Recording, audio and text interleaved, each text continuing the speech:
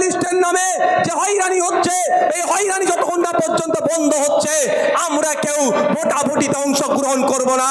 এই বার্তা যদি মমতা ব্যানার্জি দেয়, মমতা ব্যানার্জির পাশে কোন রাজনৈতিক দল থাকলো আর না থাকলো দেখার দরকার নাই। আমরা মূল্যবোধের রাজনীতি করি, মানুষের জন্য রাজনীতি করি, ঐক্যের জন্য রাজনীতি করি, ওটার দেশ সার্বিক সুরক্ষার জন্য রাজনীতি করি। আমরা Indian secular front, Mamata Banerjee এই ডাকে তার পাশে থাকবে, নওশাদ সিদ্দিকীও তার পাশে থাকবে। কি বললাম বুঝতে পেরেছেন? মমতা ব্যানার্জি একটা ডাক দেবে, কি ডাকটা?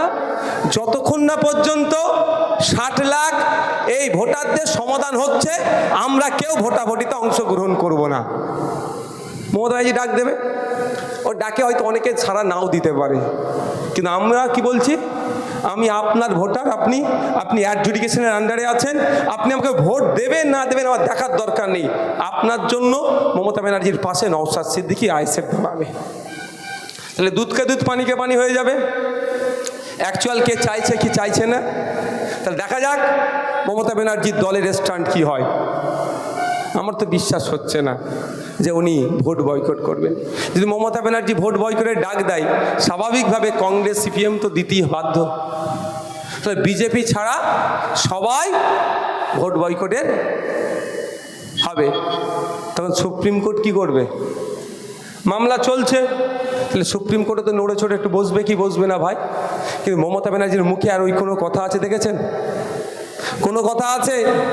আজ থেকে 1 মাস আগে চলে যান, আমার অ্যাডমিনকে দিয়ে আমার ফেসবুকে পোস্ট করানো আছে, স্ক্রল করুন, পেয়ে যাবেন প্রিভিয়াস পোস্টগুলো।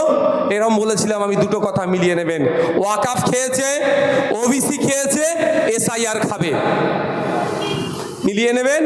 আর 2021-এ নির্বাচনী বৈতরণী পার করেছিল এনআরসি সিএ দিয়ে, 2026-এ নির্বাচনী বৈতরণী পার করবে এসআইআর দিয়ে।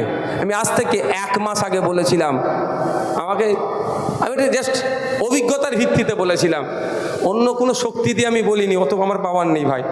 আছে, অনেক মানুষের আছে, সেই পাওয়ার আমার নাই, কিন্তু আমি বলেছিলাম কারণ এরা যেভাবে ট্রেন্ডিংয়ে ছিল এই বিষয়টি, আমাদের ভাবতে হবে। এখন আপনাদের কাছে কি অপশান, কি এখন অপশান কি আপনাদের? বলুন আপনারা কি করবেন? এখন অপশান কি বলেন, আপনারা কি করবেন? নওশাদ সিদ্দিকী কত লড়াই করবে একা? এখন আপনাদের কাছে কি অপশান আছে? আপনাদের কাছে অপশন কি বলুন? নওশাদ সিদ্দিকী লড়াই করবে? আপনি আমাদেরকে মুখ্যমন্ত্রী বানিয়েছেন, সংযুক্ত মোর্চার বিধায়কগুলোকে জিতিয়েছিলেন আপনারা, বলুন আপনারা সংযুক্ত মোর্চার বিধায়কগুলোকে জিতিয়েছিলেন? একটা জিতিয়েছেন, সারা রাজ্যের মানুষ এখন ক্ষমতা তুলে দিয়েছিলেন মমতা ব্যানার্জির হাতে, হাত পা বেঁধে এখন জবাই করার লাইনে চলে গেছে। তাই আমি আপনাদের বলবো, আপনি যে সমস্যার সম্মুখীন হচ্ছেন আজকে, কালকে যে আপনার বাড়ির ছেলেটা মেয়েটা যদি না সমস্যার সম্মুখীন করাতে চান, তাহলে আপনাদের কাজ হবে এইটাকে পার করা, ঠান্ডা মাথায় স্টেপ বাই স্টেপ পার হতে হবে, আইনি লড়াই করতে হবে। এখন হাত পা বেঁধে দিয়েছে। আর কলকাতায় খুব শিগগিরই শুধু আইএসএফ নয়, আমি আগেও বলেছি আজকেও বলছি, পার্টির ঝান্ডাটা। আপনারা দেখছেন আপনাদের প্রিয় চ্যানেল SSTV পাবলিক, সত্যের সাথে ন্যায়ের পথে।